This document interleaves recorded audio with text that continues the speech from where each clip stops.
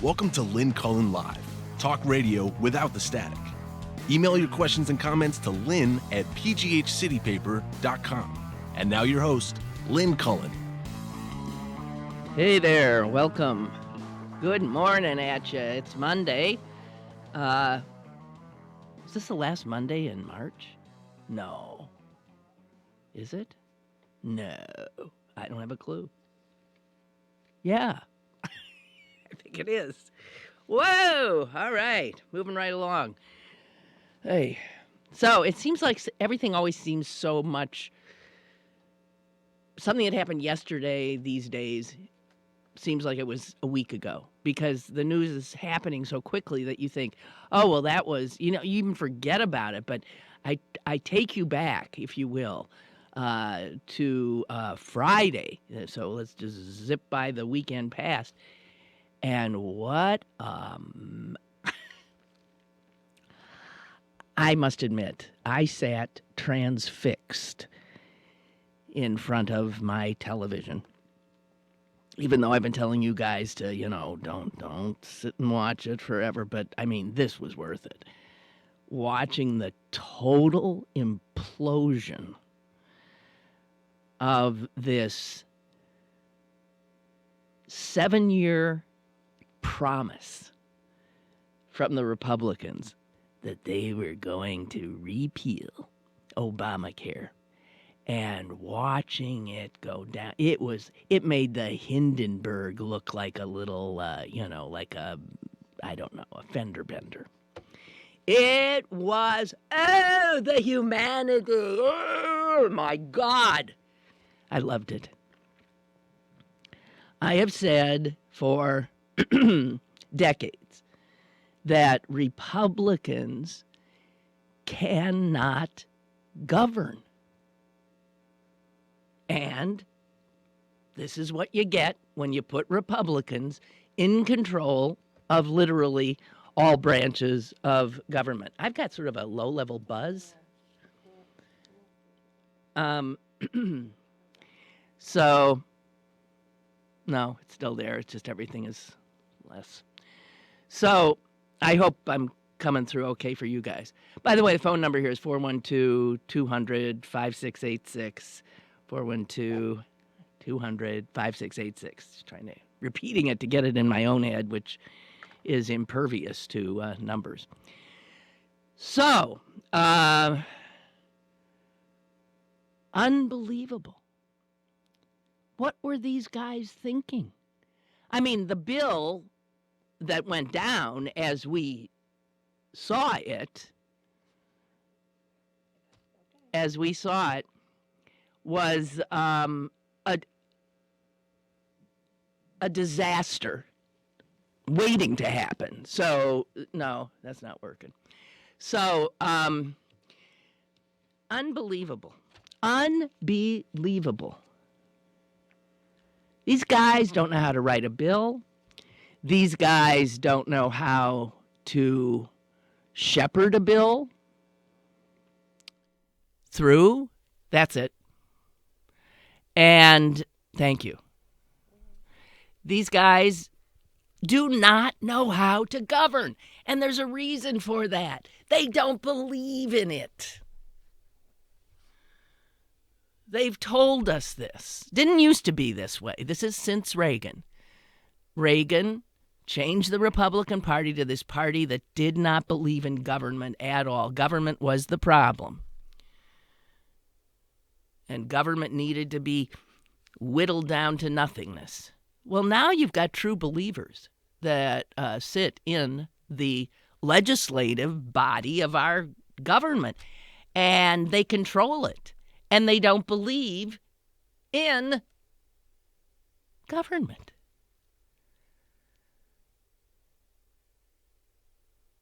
They so deserved this humiliation, which is why I couldn't take my eyes off it. They so deserved it. The cynicism, the overt cynicism of their crap bill that would have thrown millions of Americans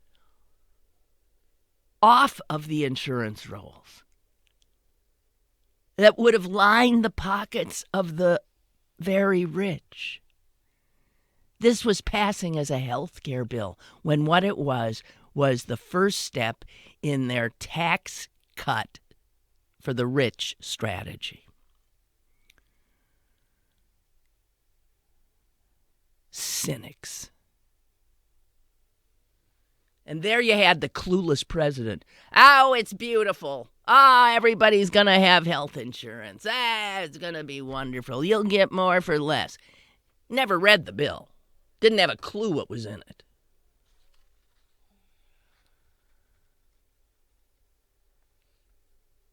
We have a government made up of people that don't know what they're doing, that are incompetent as all get out, and who, in fact, don't believe in the mission of the very jobs that they have sworn to do.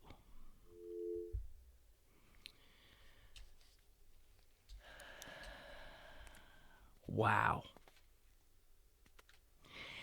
And the disarray of this party that's in power.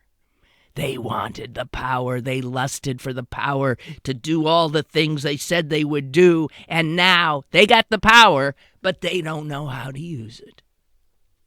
They got the power, but they are so fractured. There's no coherent philosophy in that party anymore. They took it down. The Republicans took it down, nobody else.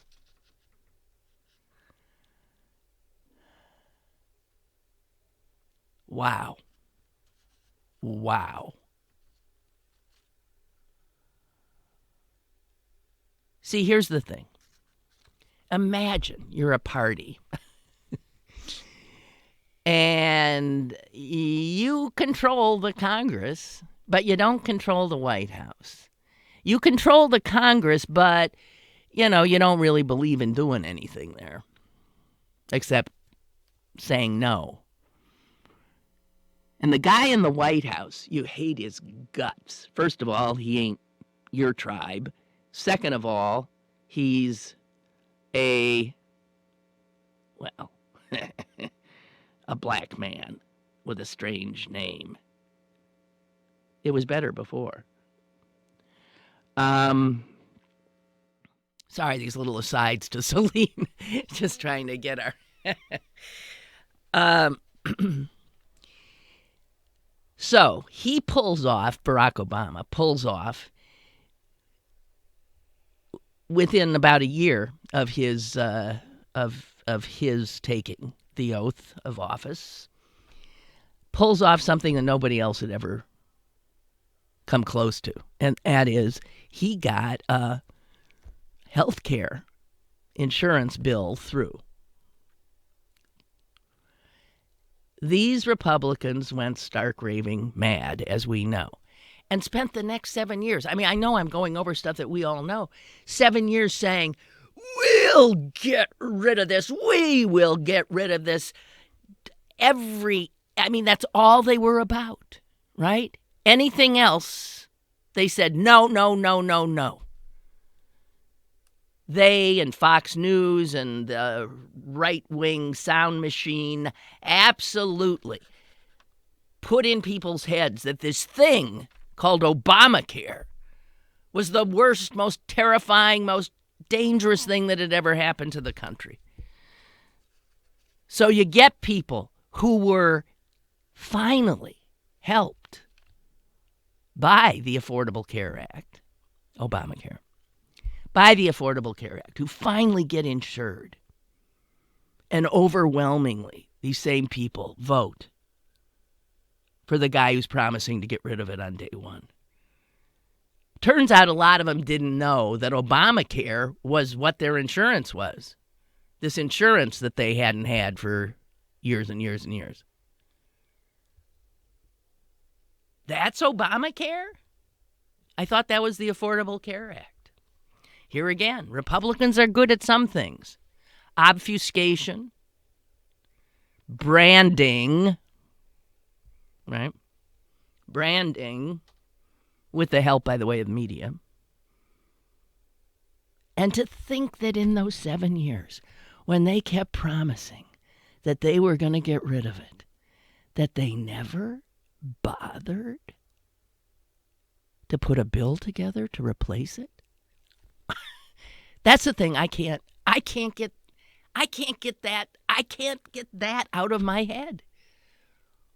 What were they thinking? That governance was just bloviating? That governance was just saying, "Yeah, I'll get rid of it on day one, and we'll replace it with something much better." They forgot to make a bill. And when they did, they made it like bang, bang, bang, bang, bang, bang, bang, bang, bang. Just threw some shit together and said, "Here it is." No, we don't need the Congressional Budget Office to look at. No. Let's just quick, in the dead of night. Let's just get this out of committee and get it through. Something that would impact 1/6 of our economy. These guys should not be anywhere near the levers of power.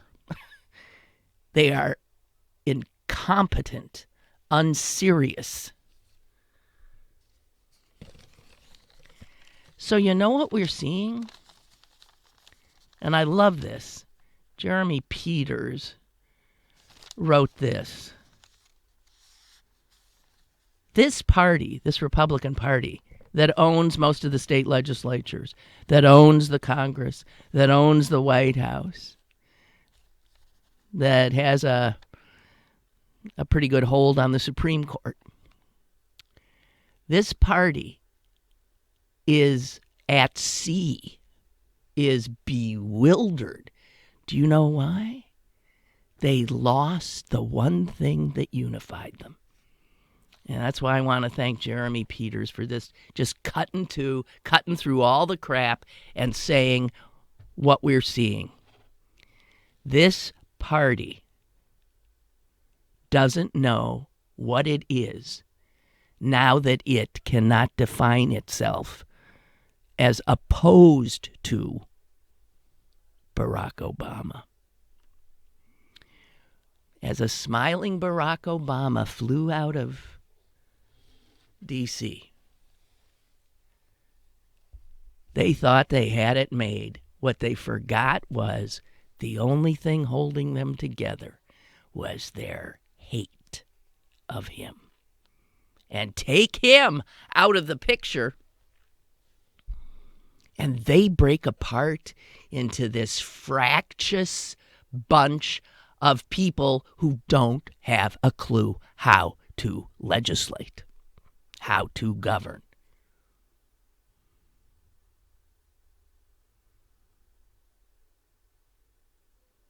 The editor of the National Review, a slightly conservative publication, Rich Lowry, here's what he said.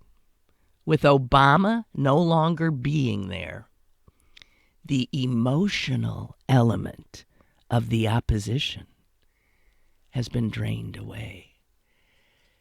They are fueled on hate, is what he's saying. They were fueled by hate of anything and everything that Barack Obama touched. So that thing called Obamacare, that had to be their touchstone. And they really never went any deeper than that. No deeper than that. So it turns out this party that's good at branding, good at shrinking things down to a bumper sticker, that's about the depth of their understanding, of their ability. It is totally shallow, totally based on simply opposition. And if people like that all of a sudden find themselves in power with nothing to oppose, why, they're screwed. They're lost.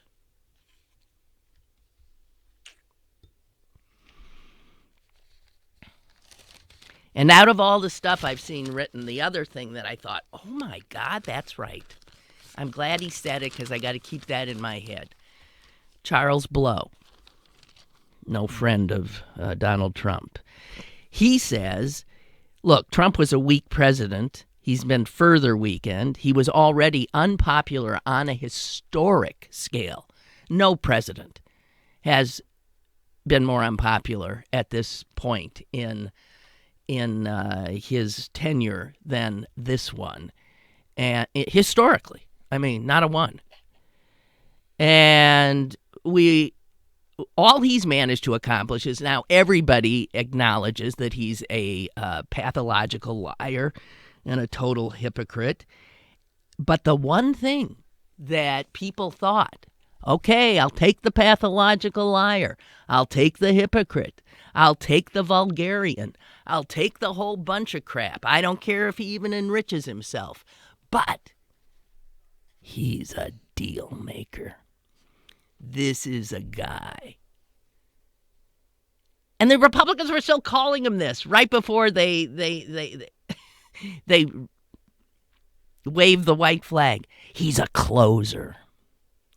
He was elected because people thought, well, he's such a smart businessman and he's such a good negotiator. Look, I got a book right here, The Art of the Deal. He wrote it. No, he didn't, by the way. The Art of the Deal. This is a guy who, and when in fact, the facts were he was a lousy businessman. He was good at what the Republicans were good at, branding. That's what they're good at. That's about it. So, his first big, here's Trump. He went to the Congress. He saw the people from the Freedom Caucus at the White House. He sat down, he twisted arms, he threatened a little bit, he cajoled, he this, he that, and it crashed and burned. Because the Donald found out that doing a real estate deal, which is what he has done all his life, a real estate deal, a business transaction, is not in any way, shape, or form the same thing as legislating. It's not. Sorry. Yoo-hoo.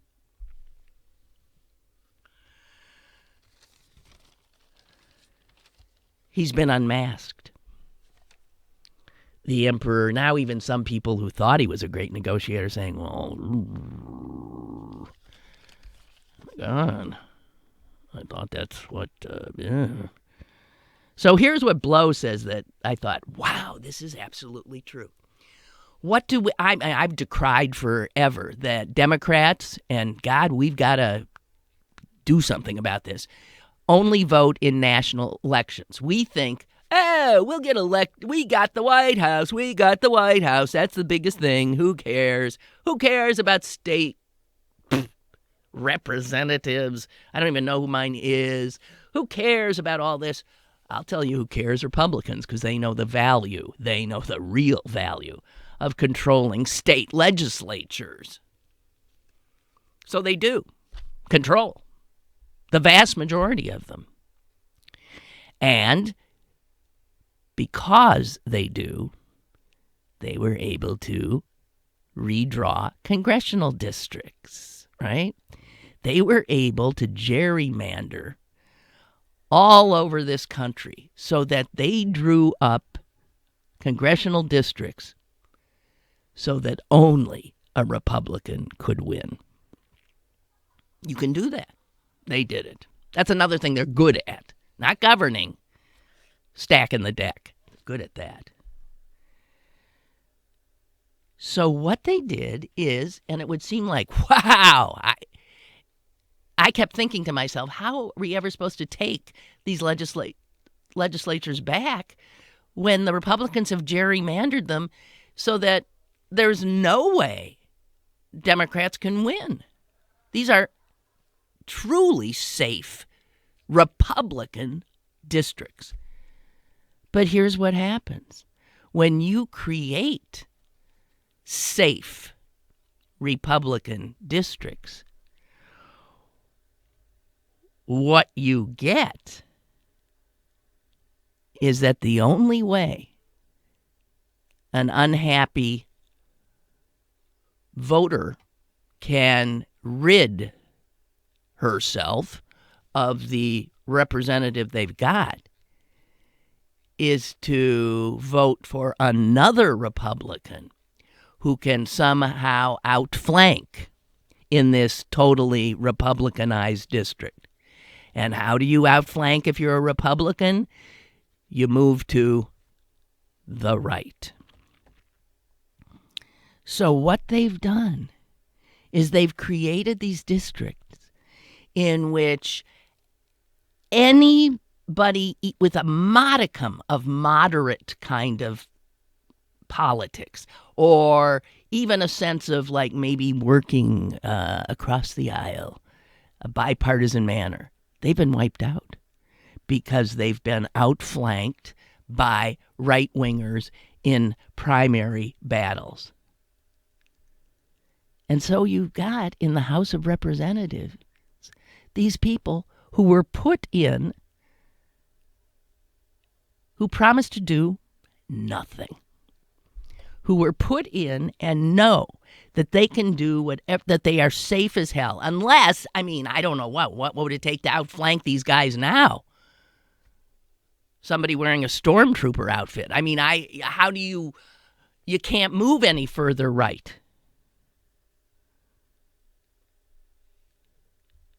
So by producing these hard-line gerrymandered districts, they created, the brilliant Republicans, created these hard-line congressmen from those districts. They created the Freedom Caucus. And these people are safe in their positions, and they are safe in their obstructionism, safe from the wrath of the Republican establishment, and safe from the voters casting them out. They are gerrymanders' political offspring. They are elected to do one thing, and it ain't to govern. It's to obstruct. And that worked pretty well when Barack Obama was in the White House. But he's not. Now they've got their own in the White House. And it turns out these guys still do the only thing they know how to do,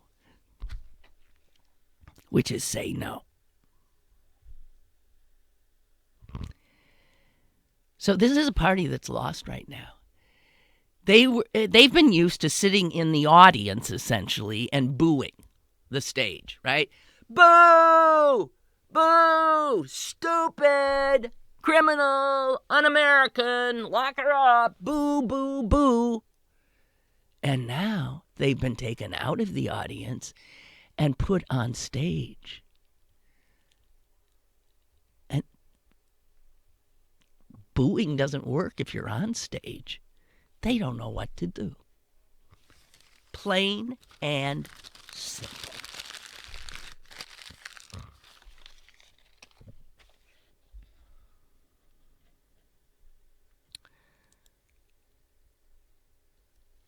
Chuck writes, I think I disagree with you that the Republicans didn't have a bill for the past 7 years. Correct me if I'm wrong, but I recall that the House Republicans would approve and send a bill to Harry Reid just about every couple of months, and it would then die in the Senate. Many of us complained for 7 years. Why are they spending all this time passing a bill that will fail? Well, because they could, right? I don't know what was in that stupid bill. Maybe it was this piece of crap that they ended up putting up. I don't know, with some changes. They were able to do it because they were safeguarded by the knowledge that Barack Obama would not sign it. So they could vote this thing through ad nauseum, and they were saved from it ever becoming law. And then, now that they're in charge, the bill comes up again, And they know this thing could actually go through because Donald Trump is going to sign it. He ain't Barack Obama. And they freaked because they knew that if this bill were to have been signed, disaster. Literal disaster. That's how bad it was, right? They don't know how to govern. It's as simple as that. They don't know how to govern.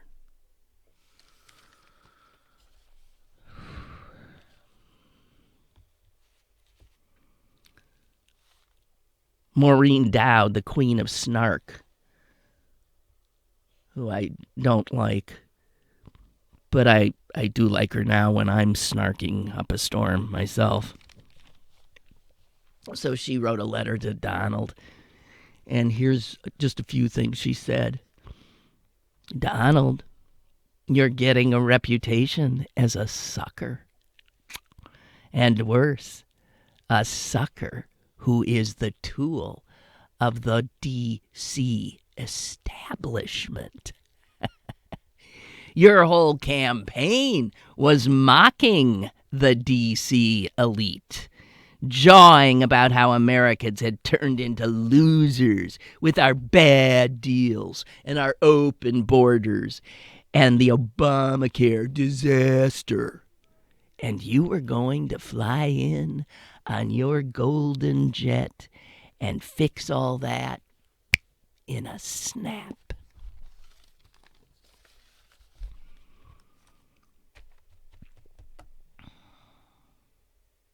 Wow. She ends it with this. This is, if he reads this, his head might explode. His head might explode.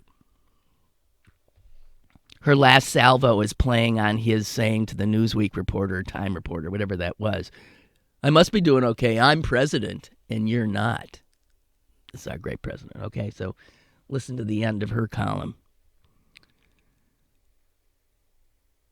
You were humiliated right out of the chute by the establishment guys who hooked you into their agenda, a massive transfer of wealth to rich people, and drew you away from your base. You sold yourself as the businessman who could shake things up and make Washington work again. Instead, you got worked over by the Republican leadership and the business community who set you up to do their bidding. That's why they're putting up with all your craziness about Russia and wiretapping and your unending lies and rattling our allies. They're putting up with it because they're counting on you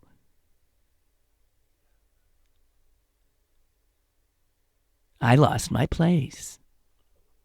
They're putting up with it because they're counting on you being a delusional dupe who didn't even know what was in the bill.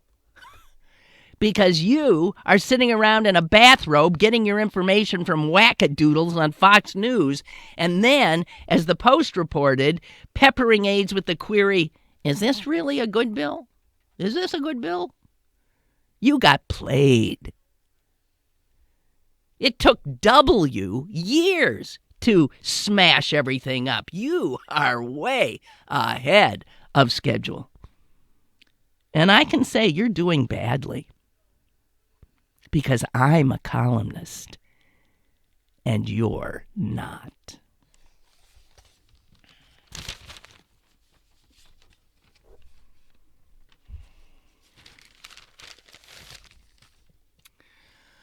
Oh, my.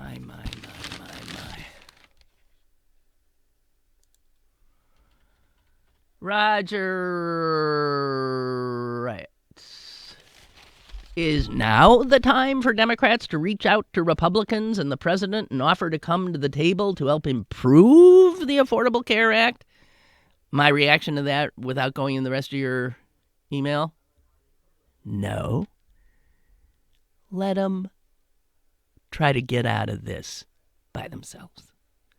When your opponent is in a circular firing squad and ripping themselves apart, what? You want Democrats to go in and offer them a hand No, I think not. Roger goes on, 8 years ago, Republicans refused to have any input into health care except to say no. Wouldn't it be wise politically and from a public service perspective to make adjustments to the act? Democrats might actually come across as adults, reaching across the aisle, talking with the president. Wow. Roger. How's that work for Democrats? How'd that work for President Obama? Huh? And do you think for a minute that these Republicans that I'm talking about are people you can trust sitting around a table with? Trust that they can deliver? Trust that they know what the hell they're doing? Trust in their honor? I think not. Roger goes on, Obamacare is not perfect. God knows. But it was a step in the right direction. There's no doubt it needs lots of fixing. Because it wasn't the obvious thing to do, like single payer, because we can't do that here because of Republicans. Now that some Republicans have constituents relying on Obamacare, they're unwilling to strip it down, while guys like Rand Paul want no government health care system. Is the hate too much for there to actually be some kind of consensus? Even if it is, Democrats have the opportunity to be adults and come across nothing like the whiny GOP. Yeah, but Roger, it doesn't work. I don't think it works. These guys don't play by the rules. They are so dysfunctional. I don't see them as who do you partner with them? Who's got any? I mean, they'll probably take down their speaker again. If their leadership can't trust them, we're supposed to? I don't think so.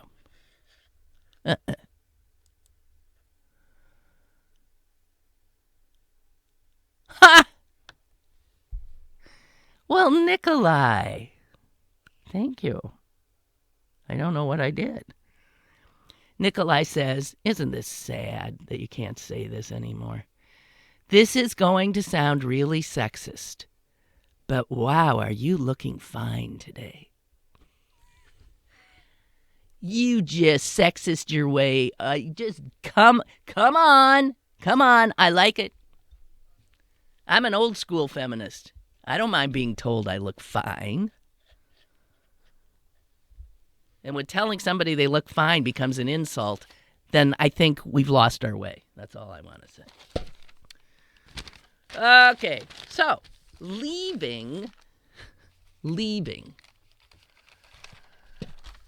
the total inability of the Trump White House to accomplish anything except enriching itself, let's turn to the latest on that score. First of all, breaking news today, right? The president's chief, ear whisperer, Jared Kushner, his son-in-law, is being called before the Senate Intelligence Committee because apparently there was some meeting with some Russian that hadn't been mentioned before. I don't know. Now Kushner is being sort of like sucked up into this. Do you know there are polls going on and bets going on all over the internet as to which one of Trump's people goes to jail first? And where would you rank the people that are going to jail? Like number one? I would have said Flynn, but apparently he's cut a deal with the FBI. So he's going to sing. So he still might go to jail. So Flynn, Manafort, I don't know. Kushner? I don't know. sessions. There's going to be more, and I said this before they even took the oath, or he did. I guess they all do. They're going to have more jailbirds come out of this administration than the Nixon administration. This is going well. I mean, we already know, looking at them, that this is a den of thieves. And the nonchalance with which they go about their thievery is mind-boggling. Mind-boggling. Front page today. Carl Icahn, remember him? He's a guy who back in the 80s? He was one of those raiders who would like take over a company, throw everybody out of work, make a bundle for the stockholders, and then move on to another place, right? He, of course, is a great friend of Donald Trump's. And because of that, he has been made a special advisor to the president on regulatory matters. In other words, hey, Carl, go at it, and let's see how many of these goddamn regulations you can get rid of. Icahn, made a beeline to the EPA. Seriously, first thing he did, goes to the EPA because the first regulation he wants to get rid of is a very obscure, actually, EPA rule that governs the way ethanol, corn-based ethanol, is mixed into gasoline nationwide. There's a certain rule about how it's done or what the formula is or whatever. Well, it turns out that he's doing that, the beeline, because of this particular EPA thing, because one of the largest ethanol producers happens to be a company in which he is the majority investor. And calculations show that that entity would have saved $206 million just last year if that damn rule didn't exist. So, I'm pushing to get rid of it. These guys, they're thieves. They are thieves.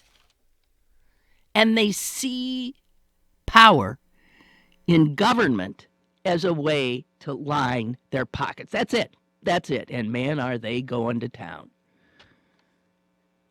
Hey, Joe. How you doing today? I'm okay. I just wanted to say about that insurance stuff.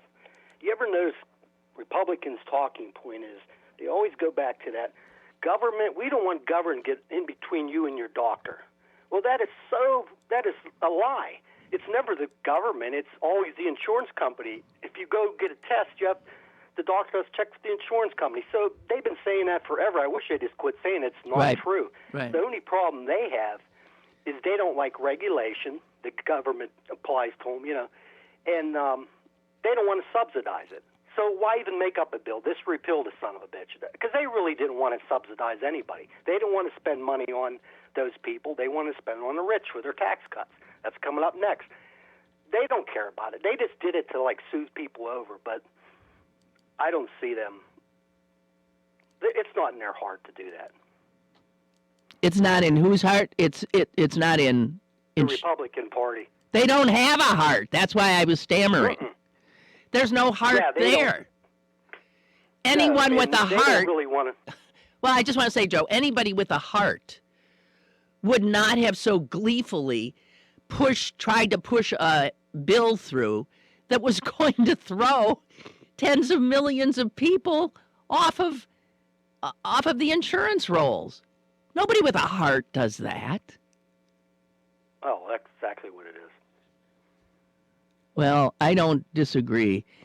And Charlie writes, I don't, with you would agree, I don't care what kind of national health care system you put in place, all of them will fail unless you regulate insurance companies and Well, medical costs. wouldn't a real good idea be is just pay the hospital directly? Don't even have the insurance company. Don't have the middleman that's sucking all the money down.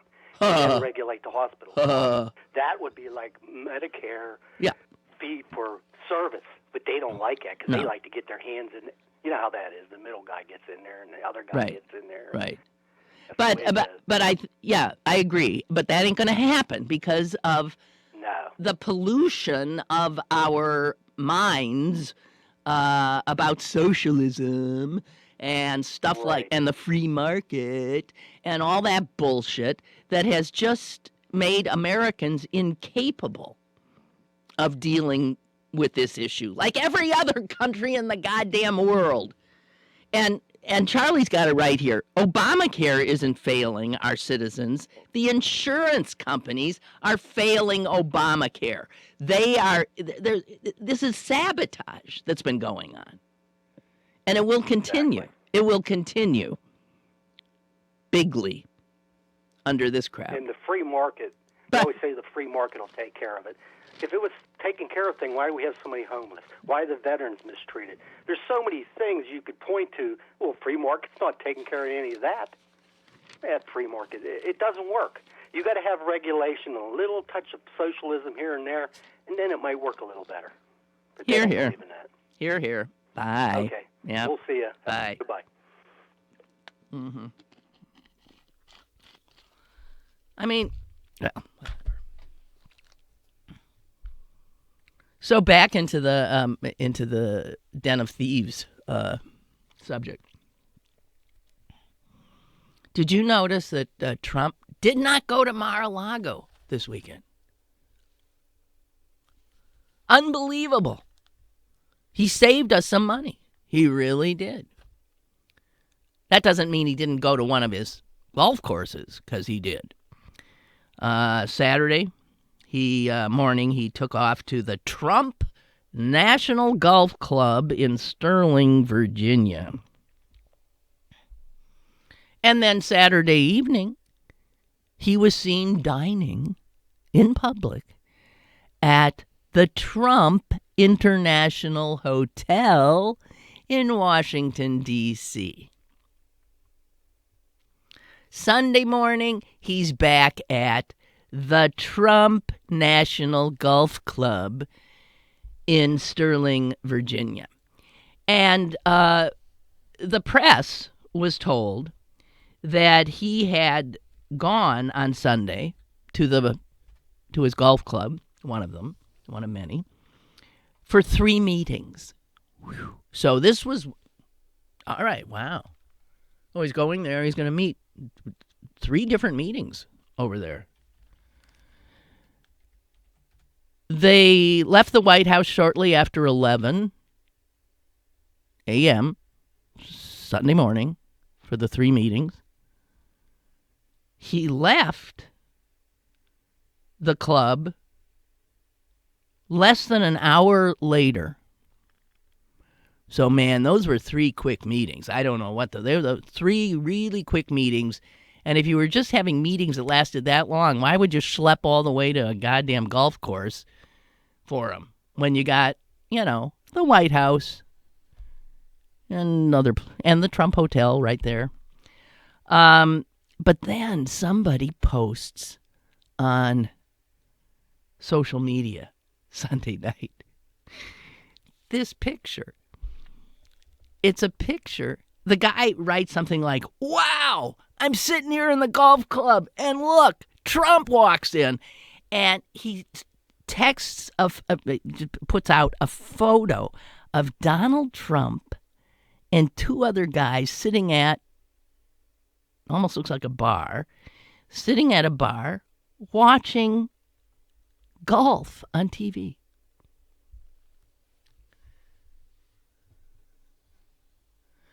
So wait a minute. The president had 3 meetings there at that golf club. The It took less than an hour, and the only evidence we have of what he was doing was, it appears, some other guy who was also in the room says he was, there it is, there he is. He's watching golf on television. But I said before, one of the few things that Trump is good at is branding.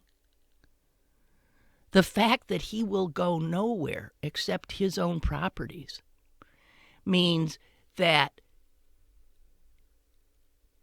those properties are becoming a lot more known. The fact that you might be sitting in the same dining room with the president means I might make some dinner reservations over there at that Trump hotel. Might get lucky and the president will walk in. And in fact, when he ate there Saturday night, burnt steak with ketchup, it's his favorite, people were like gawking at him. And Ivanka and her husband, who were there, they stayed for 2 hours being gawked at eating the shoe leather with ketchup. And then as they were leaving, crowds of people in the hotel, because the president's here. People are looking over mezzanine, staring at him the whole time. And when it looks like he's getting up to leave, they're lining the lobby. And he comes, the king, walking through, and the crowd goes nuts and starts chanting, USA! USA! USA! You know, the only place this guy feels safe is in his own place. So it's a good thing he's got so many places. Remember when he was interviewing potential cabinet secretaries? He did that at the Trump, some kind of a golf course in New Jersey, right? And all the pictures, he'd have the people standing there in the front. This guy, he's just seeing the money. And his clueless son, Eric, who's left to like rake the money in because Donald supposedly is divested in some manner, which isn't true. Eric Trump having even fewer, I'm using the word fewer because everybody else would say less, and fewer is an endangered word. Eric Trump has fewer political instincts than even his than his father. He doesn't have a clue of how things really function and work, and how a responsible person would conduct themselves in the office. So Eric Trump trumpeted about a month ago, "The stars have all aligned. I think our brand is the hottest it has ever been." Yeah. Let's talk about that emoluments clause, huh? Unbelievable.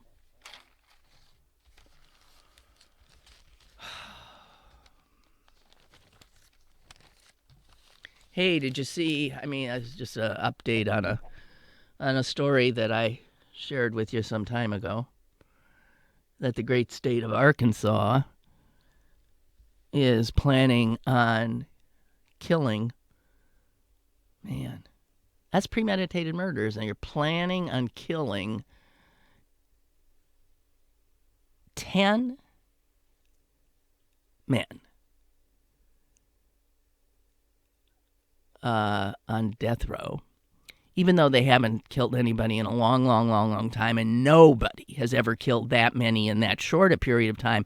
But they have to do it because the use-by date on the poison they're going to inject in these guys' veins is running out.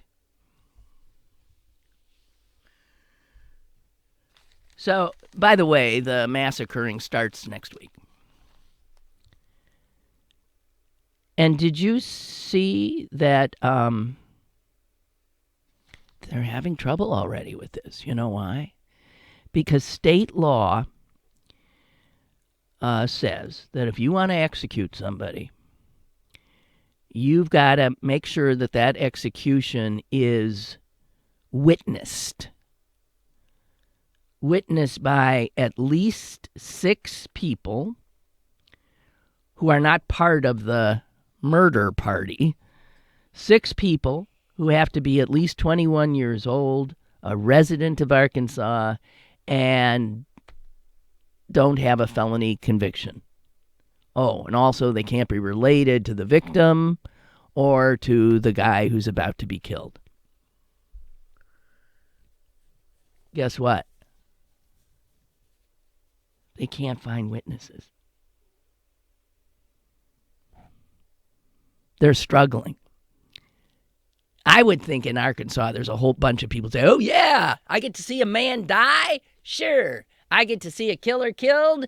Let's do it. They're actually having trouble.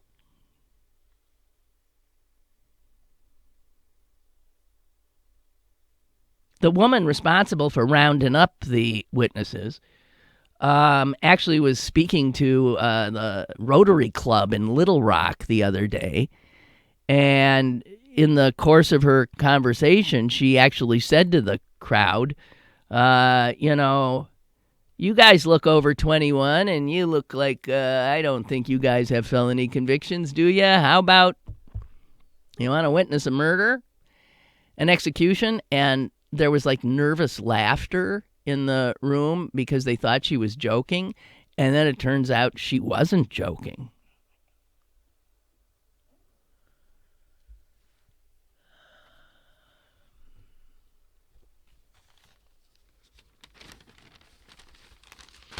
Unbelievable.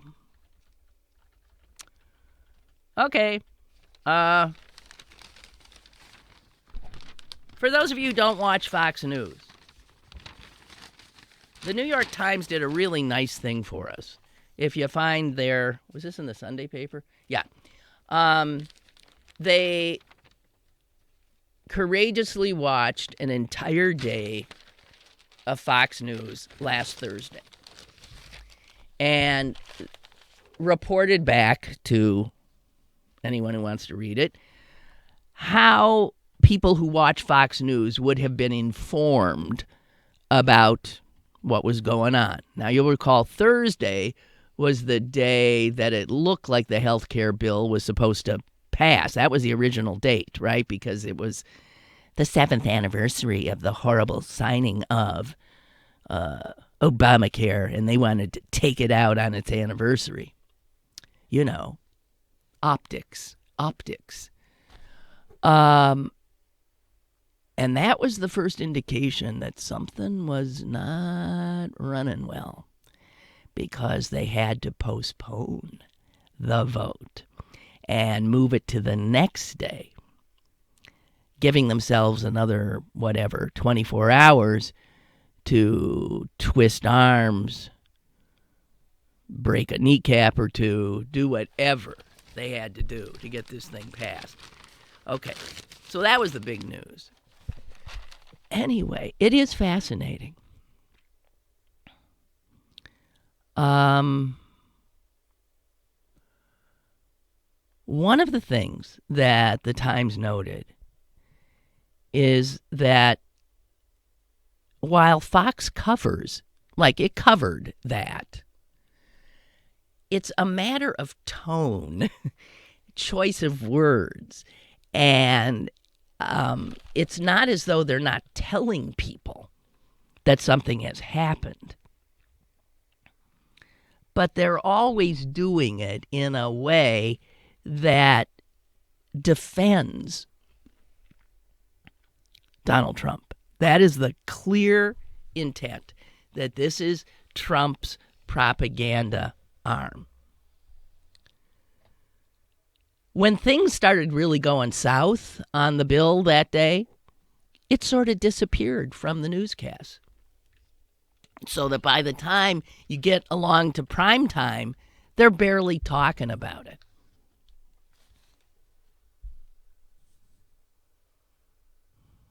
Do you know what they were totally obsessed with that day?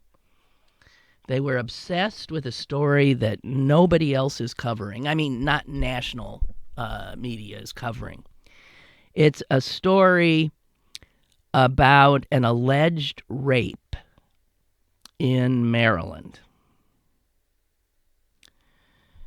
And Fox is all over this story. You would think this was the biggest case in the universe.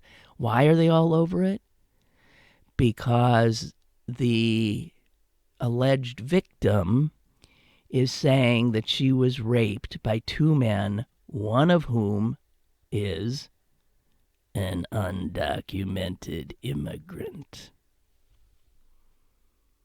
They look for these cases. Please, will some undocumented immigrant do something terrible?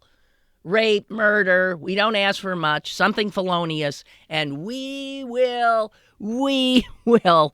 stay on that. We will let our listeners and our viewers know that these guys are just committing mayhem.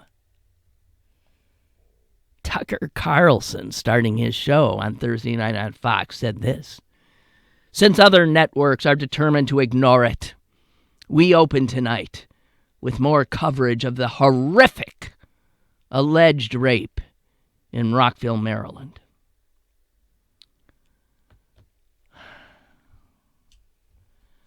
Another guest they had on said this: the case was not being covered because, quote, it doesn't fit the media's liberal feminist narrative. And another guest on another show said about undocumented immigrants, quote, they're raping and killing our people. So this is how you just... I'm telling you, there's stuff here you don't want to know. Which is why I think I've misplaced the rest of it.